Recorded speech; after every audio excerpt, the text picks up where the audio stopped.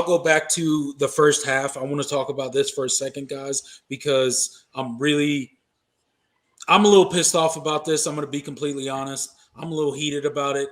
I know this may be a little outside of kind of our past live reactions, but we're going to talk about this game for a little while, guys. So stay tuned. We will get to your comments, I promise. But I want to talk about this freaking end of the first half for Clemson. This really pisses me off. You're freaking goal to go, right? You're 4th and goal. You're on the 1.5, 2 yard line. You're telling me that Shipley and this offensive line against Wake Forest defense can't get you a score? You have to settle for a freaking field goal in that position. I mean, at the end of the day, guys, I was going crazy. I was in Pete's stream. He was irritated about it. I was irritated about it. What was your guys' thoughts on that sort of situation? Because I think that was an absolute turning point in the game. That's where Clemson started playing not to lose and not so much to win the game. We weren't playing to win the game at that point. We were playing not to lose, and that really pisses me off because I think physically we could have dominated Wake if we really wanted to. Yeah. I agree with you. I think part of the reason Dabo played as conservative as he did, I think he was shocked, to be honest, at how poorly the secondary played.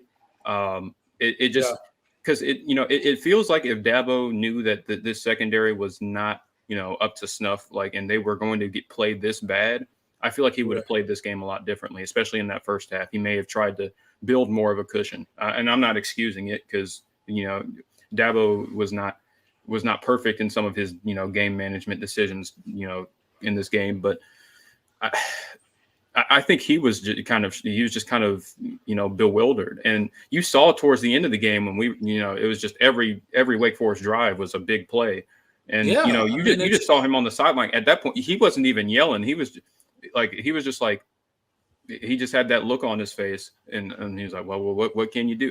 And that's kind of the scary part, right? As a Clemson fan, when you see something like that from your head coach, and it's not his fault. I'm not saying that he was doing anything wrong at that point, but he kind of saw the same thing we saw as fans. Like, bro, we can't do anything. Like this is our secondary, and it seemed like he was swallowing it real time, much like some of us Clemson fans were swallowing it real time. That oh no, like this is our secondary this year, and this is not good. We need to figure some stuff out, especially if we're looking to make an ACC run, a playoff run.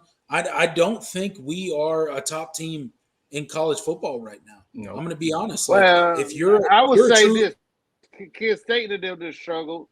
I mean, I understand that, but if you're a true Clemson fan, if you've looked at the Clemson offense, defense as a whole throughout these games that we've seen them, they're not an elite team. They're not a playoff team at this point. I'm not saying that Clemson can't be a playoff team, but right now, I would say no. That's just my opinion. If you guys disagree with me, please let me know. I got no issues. Let me know. I don't disagree right now. This is not a top 5 team, as the ranking would suggest. Not right now. And I still think that Clemson can get there, but they are not there right now. And there's just there's too much inconsistency. Now I mean, honestly, the day the offense really has a complete day and wins you a game, puts up a really strong performance. The defense just completely falls apart. And they fell apart. I really thought going into this game, I thought this was the week that Clemson would really put together a complete performance, right? On offense and defense, I thought coming into this game we would play really complimentary football, and we just didn't do it. I think the offense played well. You couldn't ask for a better game from DJ.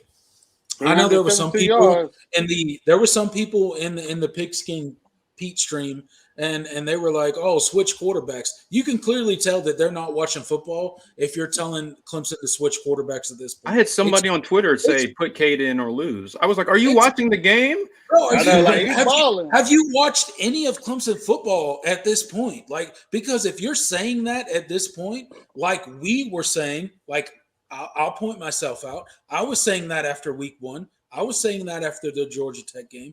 I will take ownership for that, but I have not said it since. This is clearly DJ's team. And if you're still talking about Cade Klubnik, you're clearly not watching Clemson games. You're clearly not watching any of the drives that DJ's putting together. I mean, he's throwing absolute dimes most of the time. Yep. Now he throws bad passes, but so does every other quarterback. So I mean, that is what it is. But also, you look at this. Outside the Iowa State game, the last 5 games, we done scored over 30 points. I know that Florida State game, the 5 games last year, outside the Florida State game, the offense has been rolling, man. We're doing a lot better. We got to give these guys credit for the hard work that DJ's put in, losing the weight. I mean, he has some great runs. Absolutely. I mean, our team on offense is getting better. It's just that we got so many injuries along the defense that is not complimenting what's going on. But at the same time, we're 4-0. We got State next week at home, and everybody going to be hyped for that game. I got confidence with the way Dabo has built this program that they're going to get the secondary fix. But I wish Dabo – this is not Venables that you're talking to. You can go over to this guy and say, hey, man, you know, you might need to play cover 2. And I think that's what they should – that's what I think Dabo should have done. This ain't Brent Venables. You got to go over there and address who helped you build your program. So I like the fact that our offense is looking good. You know, we got to get some running. I don't think DJ got sacked but one time today. And I think that was in overtime. I mean, DJ just played an amazing game. That throw to DJ did great. I mean, did you guys see, like, on the 2-point conversion? I saw it. I didn't even see it in real time. I saw it in the replay. But in the 2-point conversion, during regular play, he was literally like rolling out to his right. Dude grabbed his left leg. He was hobbling on his right leg and still made that throw for the 2-point conversion. So DJ is really making some throws. I've been impressed with him so far. I think he's really gained some confidence. Sure, is he not making every throw possible? Yeah, but that's every quarterback ever. So I'm not really worried about that. I've been really impressed with DJ. I think the offense played really well today.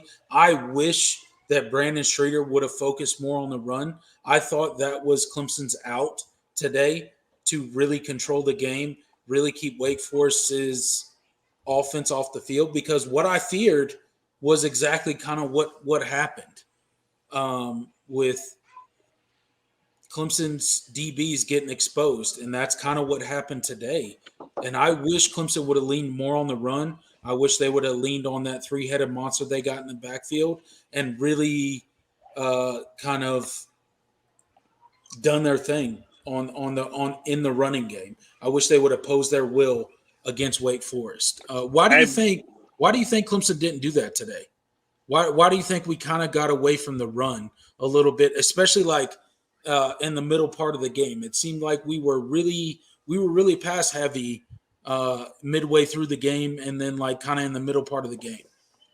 Well, I think part of it was because the run blocking wasn't perfect in this game by any means, and especially in the second half, you kind of stopped seeing those holes being opened. And I think that kind of put off Streeter a little bit, because I don't think Clemson went into this game thinking they were going to get as much resistance in the run game as they did. And Wake Forest has, they've changed their defensive staff, and they have some guys on the defensive line, guys like Turner and Bothroyd. I thought they